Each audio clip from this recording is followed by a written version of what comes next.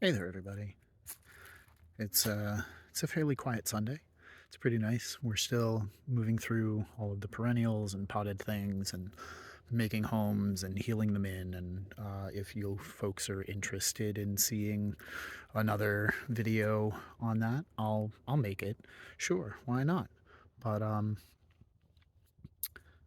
today's a slightly less gardeny type video. So recently, Nicole shared a story with me of a conversation she had with a family member. That's about as far as I'll go on speaking out to who they are. But um, so she was having a conversation with them, and they were lamenting that the community support structures that they remember from their childhood are no longer present. People don't just do things out of the kindness of their hearts, and it's like pulling teeth in their neighborhood to find folks who are willing to help out with a project or whatever might be going on. Um, and in that same conversation, they inquired as to what we got in return for us lending our tractor to our new next door neighbors who are just starting out. It's their first house, and uh, he's put a couple dozen hours on the tractor. That's not a big deal. It's got low hours anyway. Uh, I've been doing things that didn't require its use, so what's the harm? And we didn't ask for anything because pay it forward. We have a tool that someone could make an excellent use of, and that's it. Just be nice. Just be good. I may have shared with you folks earlier that, in my view, the three greatest strengths of humanity are our ability to run long distances, our ability to sweat, and the concept of reciprocal altruism, which starts by proactive altruism. So that's what this is about. Time viewers may know and recall that every so often, when the streets get bad in my neighborhood, because we are on the far end of town from where the majority of people live, we are part of the last rounds of leaf cleanup and things. And so every so often I'll go out and I will clean up the road so that the street is safer for folks coming in and off of our little dead end nook and cranny in town. But on the way, doing the raking, I passed a neighbor down the end of our road who was having a time with a little battery powered, I mean, it ran for like 20 minutes, she said, but a little battery powered blower and a rake.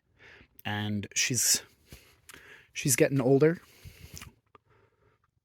and I asked if she'd like some help getting her leaves up because she has a hard time in the winter. The way that the wind interacts with her property, it blows everything back onto her driveway. And so she has to remove a whole bunch of leaves in order to make it so that her driveway is safe for her to drive on, get out of her driveway, get into her driveway, do things on her property. They get slick and slippery, and she's got a huge, very steep driveway. So, in the name of safety and being friendly, I helped her bag up all these leaves.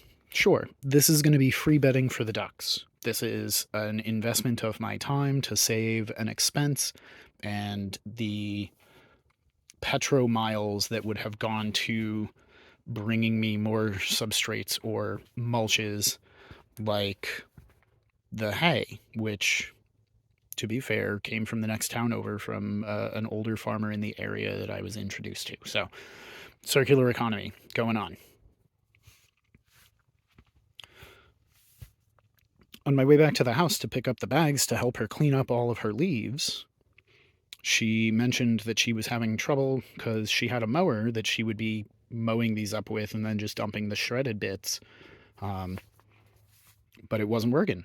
And that new neighbor, who I've been lending the tractor to, is good with engines and mechanics in a way that I am not. So we've been trading skill sets back and forth, or equipment, or expertise, or knowledge, or whatever, pretty freely. And so I went to see if he would be willing to take a look at her mower. Not only was he willing to look at her mower, he helped me back up all these bags, and we dumped 3 of them just to give the ducks something to play in.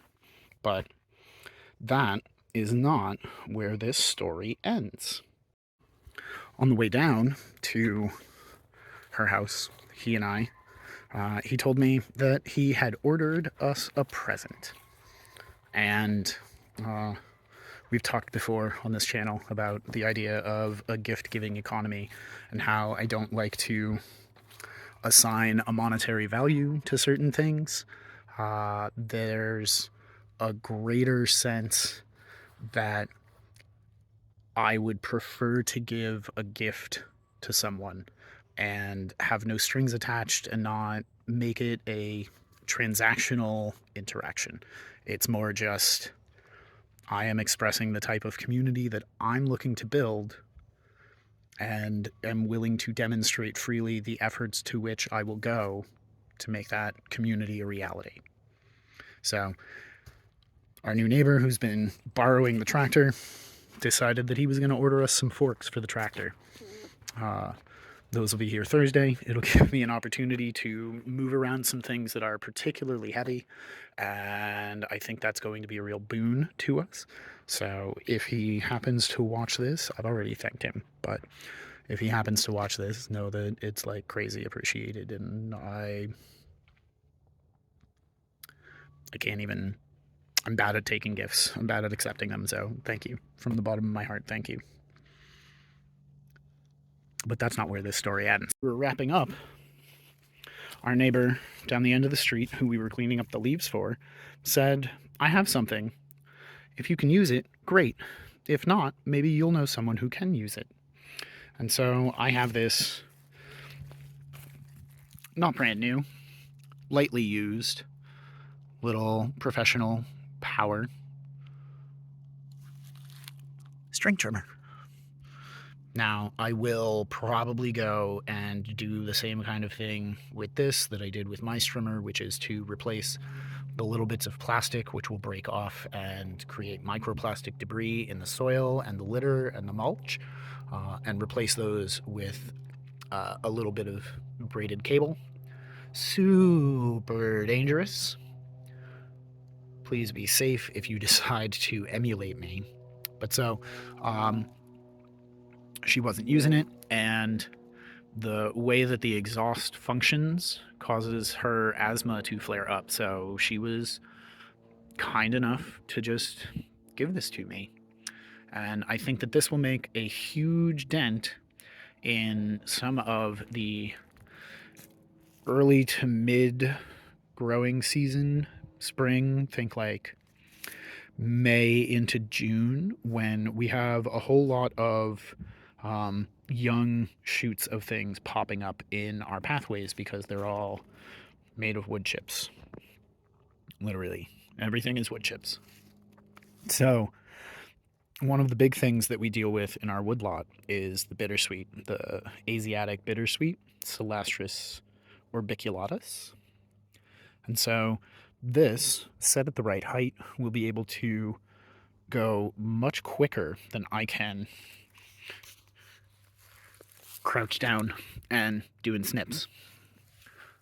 And I found that cutting at the base is really the best way to deal with the Asiatic bittersweet. So this is a huge blessing, and I feel so incredibly fortunate to have such a wonderful